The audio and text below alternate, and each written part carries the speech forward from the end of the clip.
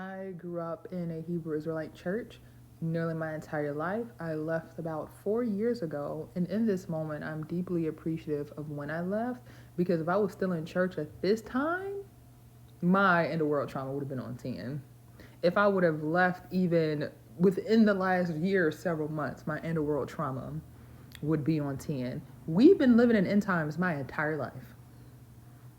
And growing up, that was genuinely terrifying. As a child, I was terrified of natural disasters. Tornado warnings would set me off.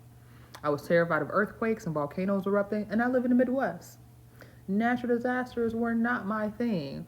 And I can only imagine all of the feelings I would have been sitting with if I was still in the church or if I had freshly left the church. And it also doesn't help that Passover just passed and unleavened bread also passed recently or is coming up.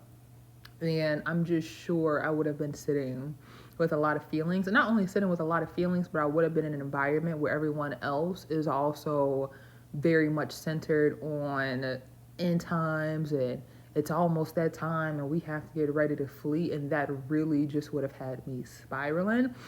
And so, a win is a win because even with Passover and unleavened bread having passed recently, I'm in a good place. I do still see the comments on people talking about end times, Jesus coming back, which is wild sometimes to see from the outside looking in at this point. But I'm glad that Nicole isn't spiraling.